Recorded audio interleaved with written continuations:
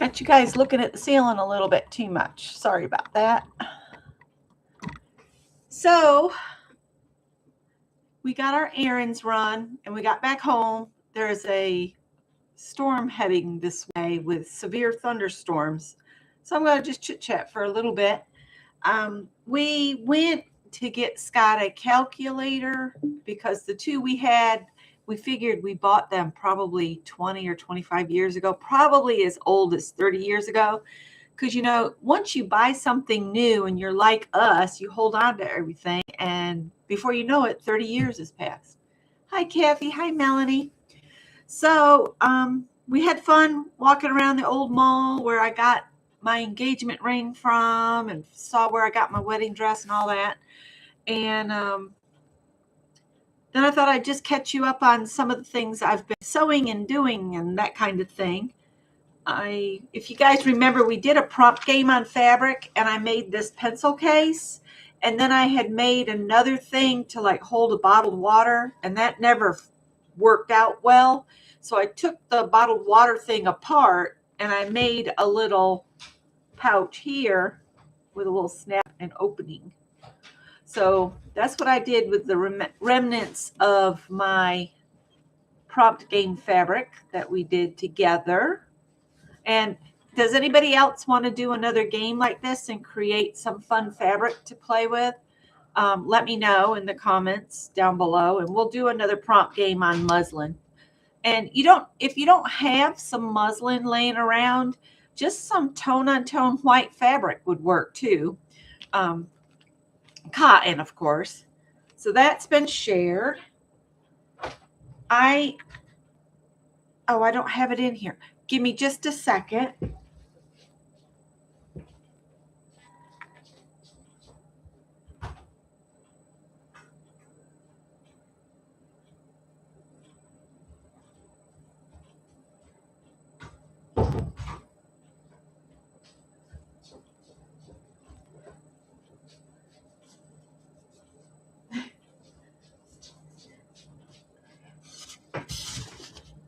Let's see. I don't really have my poop in a group, so to speak.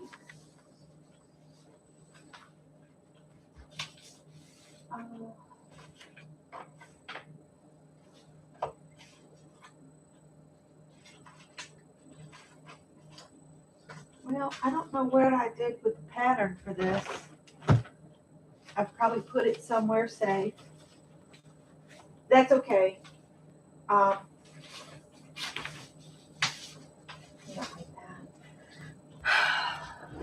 had the pattern right here, but can I find it now? Oh, here it is. I found it. All right, I got this pattern off YARNSPIRATIONS, and I'll put a link to the pattern after I, sign off. I'll put this hat on this head here. So this is my hat that I made, and this is for the man that helped Scott get the job where he works, get hired on for the company he has worked for a number of years. And this is how mine looks. And I followed this pattern that I have in my hand, and that's what they say the hat's supposed to look like. Mine doesn't look like that. But I've gotten comments from a friend that says she likes mine better. But yeah.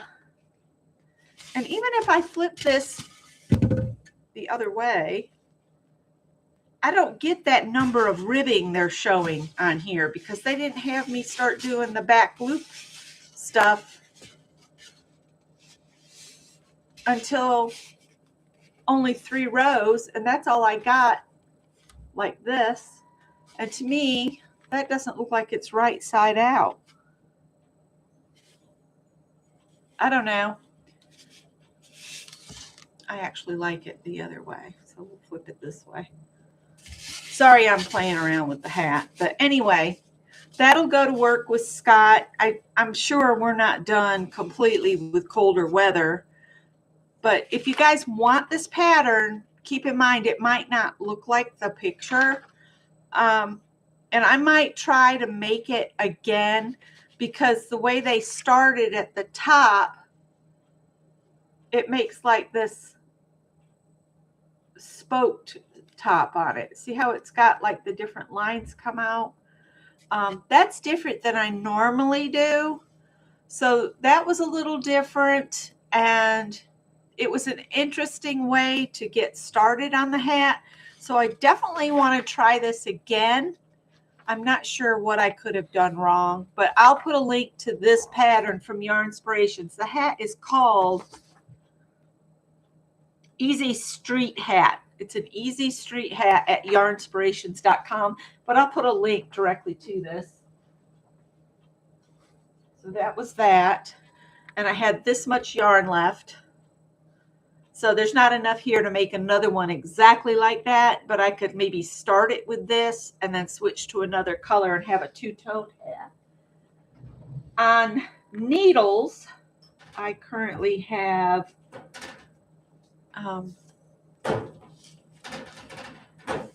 sorry for the rattling, that's the desk. I'm making a melt the ice hat. And this is as far as I've gotten so far, which is about where I was the last time I shared it. And it looks small, but it really stretches a lot. So I want to keep going on this. I even ordered this size needle and just double pointed, so I'd have 4 of them to do, you know, where I start reducing at the top to make the little triangle top on it. And then you add that long braided tassel piece to the top. It's, I think, a Norwegian pattern. And I had to pay for this one, but it's at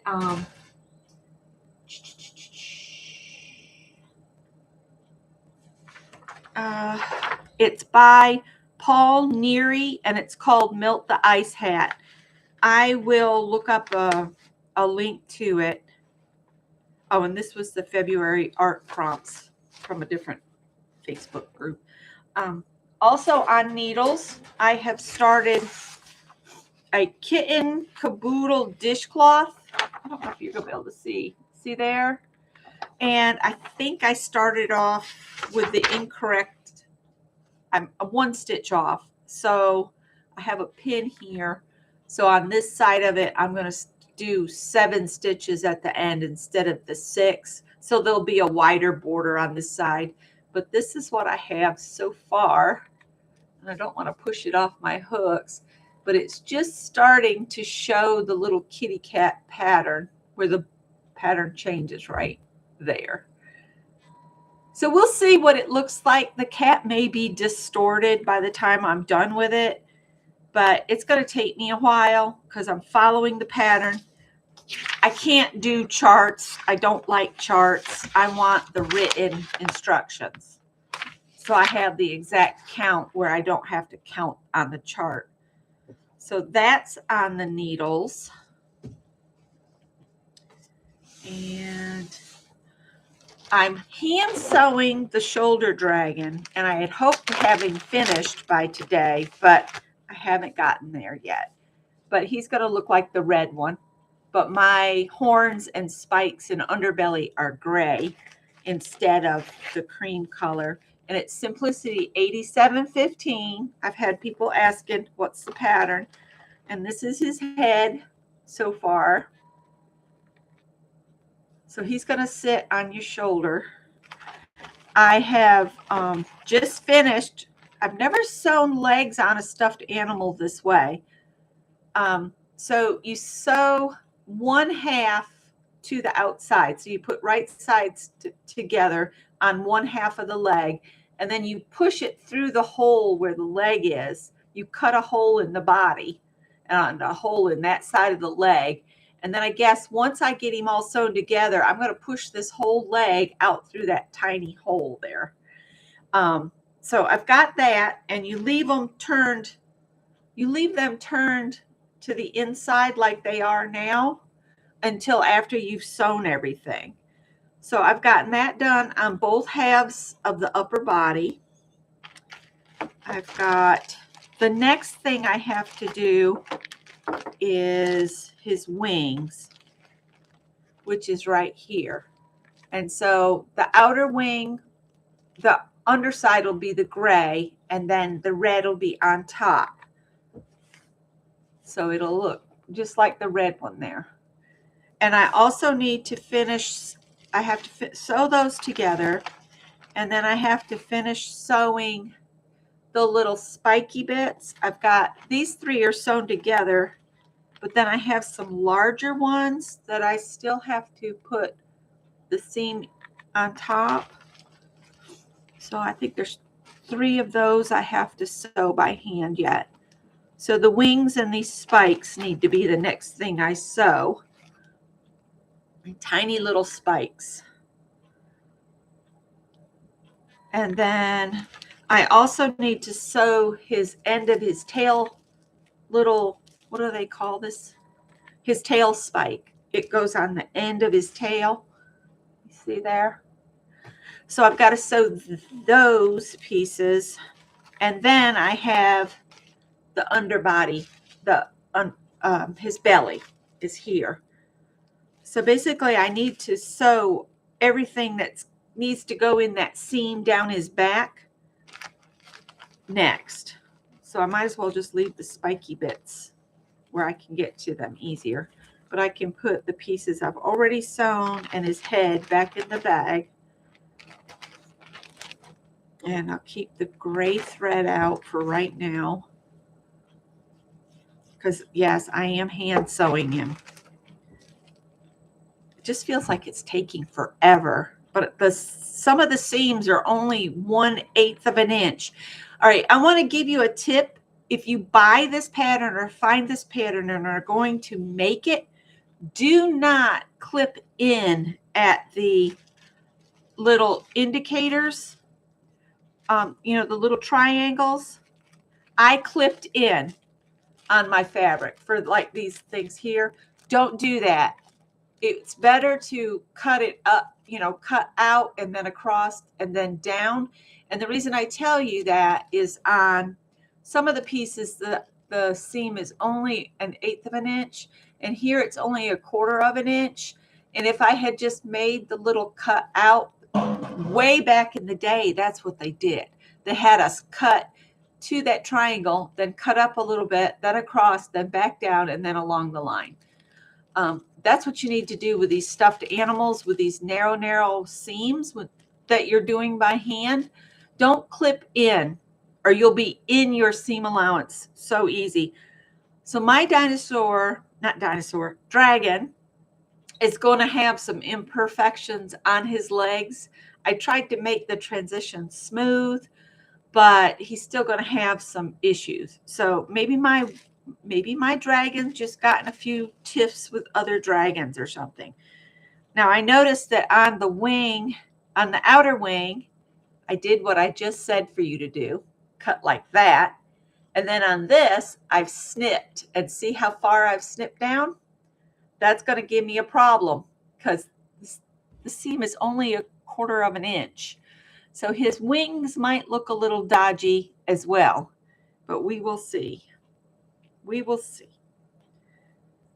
And if you use the Minky like I'm using, this stuff is like quicksilver. It just wiggles and wiggles. So I quit trying to use pins, and I've been using the little clips. These things. These are what you need for things that are too slinky. The only problem you get is if your fabric is really lightweight, these are heavy. But you don't stab yourself with these. The first couple days of doing his head, or the first day that I did this, I was using pins, and I sat here and said, ow, a lot. So anyway, okay, let me look back. Let's see. Oh no, Melanie, your dryer just died. That's awful. Shower can wait. Yeah.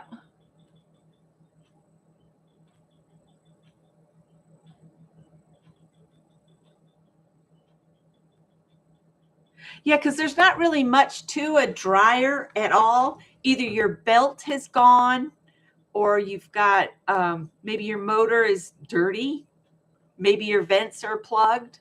And then there's a drum that spins around. There's really not much. Oh, and the heating element.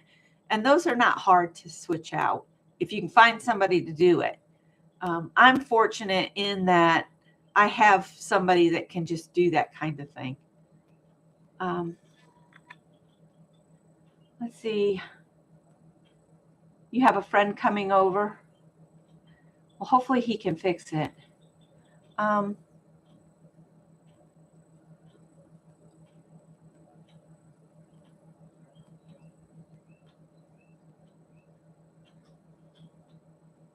Okay.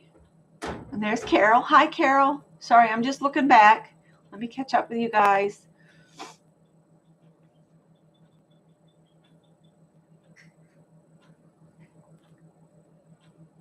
Hi, Heather. Your hands are busy. Yeah, I need to do my dishcloths, and I might quickly do a dishcloth in crochet or two, and go ahead and get my dishcloths done for yesterday and today before I start working on the dragon. Plus, we're planning to do our taxes after a bit. So Mr. Dragon's got to go back in the bag. I can't really work on him right now. He'll be my after taxes relaxation. Oh, I did want to share a couple other patterns that just came out on YARNSPIRATIONS that I've printed off because I think they're so cool. This one's called With All My Heart Crochet Blanket, and you're supposed to use Burnett yarn. And also, it was on YARNSPIRATIONS. But look, wouldn't that be an adorable baby blanket or baby Afghan? And you could do them in just primary colors even, or just pastels, or just a rainbow. You could do a rainbow with that. Just change your colors up. And then this one was off from WeCrochet.com. It's an Art Deco dressing gown. And I can't remember if this was a free pattern or not, but I'll put a link to it. But it's just beautiful. And it made me think of Katinka because she was talking about she'd like a dressing gown or something to put on when she gets done cold plunging or swimming at the beach. And I just thought it's so beautiful, but I don't know if Katinka crochets because it is crocheted. But isn't it lovely? I would wear this just like a cardigan to pull on to go out of the house in. It's just too pretty to only wear around the house as a dressing gown. It's just so pretty. So these two things are now in my pile of to make, but I've got, like you saw, I've got a hat, a dishcloth on knitting needles, and I've also got that hat pattern I want to try one more time before I set it aside. And I've got the dragon to finish sewing. And I want to, I pulled these out from that bin because Diane in the school group that I go to on Tuesdays with Katinka, she was talking about doing a challenge of pulling out a really old work in progress. I'm sorry, I got to get a sip. And she said she's doing it with another group where you pull out a work in progress and you get it all done by, I think she said May, late April, early May. So I just pulled these blocks out that I had kind of set aside for each of my, I call them the K girls, Candace and Kayla. They're not twins, they're cousins. But they're both spelt with K. Candace spells hers Kandice. And Kayla, Kayla. Kayla is married and has 2 little boys now, so I'll use these for something else. So those little bags. But I'm going to bring you down here so you can see what I'm doing.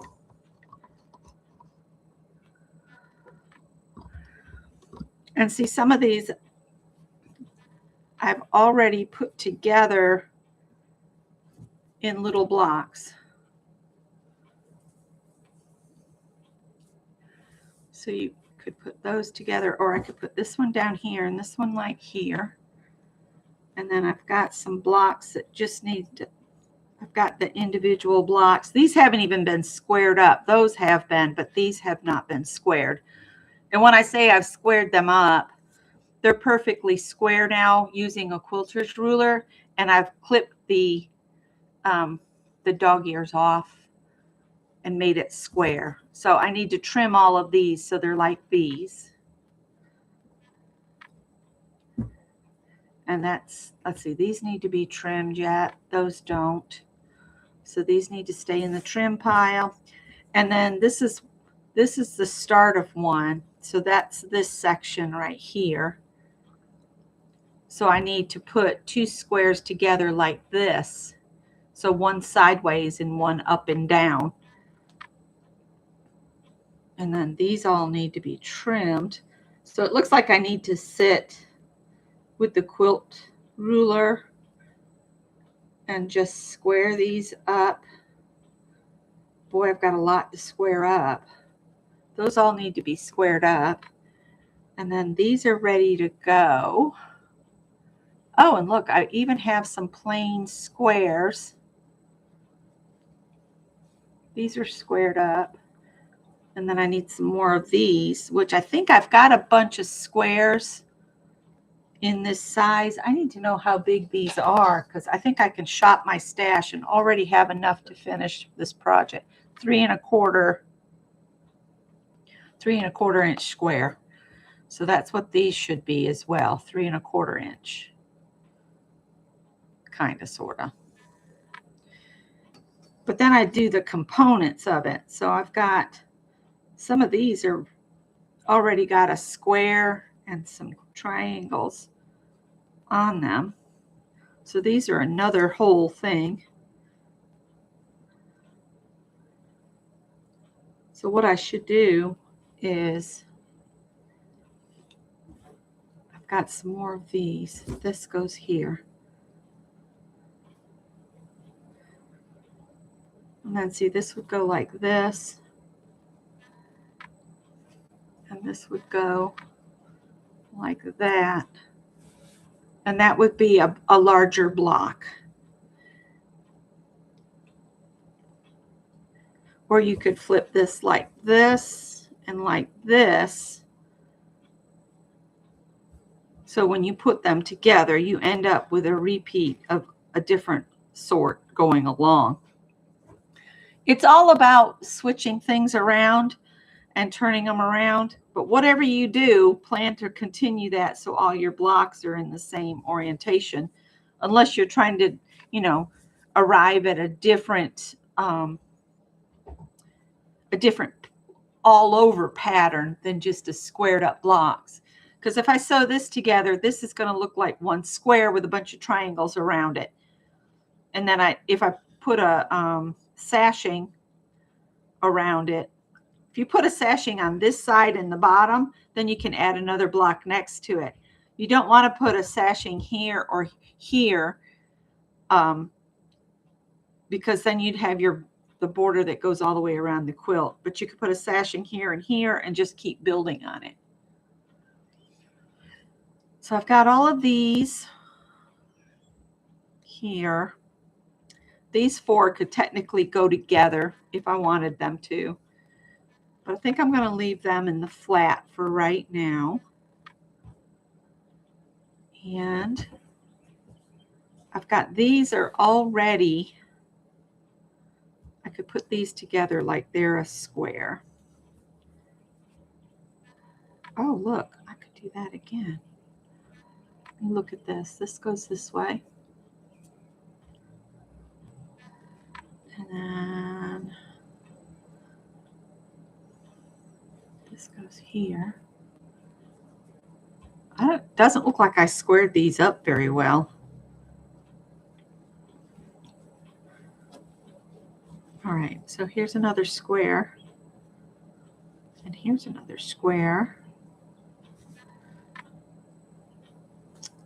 And then by the squares, no. This is one of those I really need to look at it more closely before I try to do anything.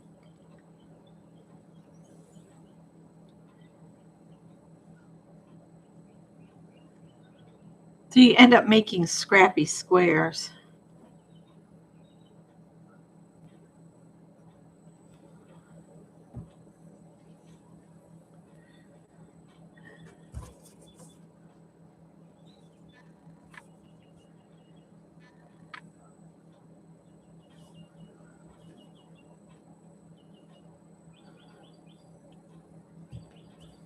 It's just all about playing. That's what I like about quilting, is it's a big puzzle. Kathy had to go. All right. Well, I'm not going to hang on, but this will be my project to work on and finish for that. And I'll share it with the school group on Tuesday. So I guess I'll let you guys go. Hi, Josie. You always pop in right as I'm signing off. Oh, wait. We stopped at a Goodwill while we were out, and I found one thing. So I'll put these components together, and I'll just create blocks so they all look, like these blocks. So those will go there. And I'll just create a stack of blocks. We'll go from there. So I need to find some more small blocks that are solid. Oh, I found the one thing when we were out. Got it for $4. And it's just this pretty box. And the magic of it is it's lined with leather. Oh, I need my Goodwill receipt, or leather look stuff. So there's leather up there and leather in the bottoms. And I have no idea what this used to hold, but isn't it a tremendous box? But I was thinking maybe it could go with my stitching stuff, and I could put either floss skeins in here of something like pearl cottons. I could maybe put my pearl cottons in this box, or other maybe like small appliques in each hole. I don't know. It just looked, Scott picked it up and I'm like, oh, that needs to go home with me for $4. Yeah, my specialty items, the things to just add that little bit more to something. And I couldn't leave it there. It had to come home with me. So I'll have to see what I've got in my collection of the oomph bits. And on that, I will let you go. All right. And I'm going to take a minute and put the links into the patterns that I have. All right. So I'll talk to y'all later.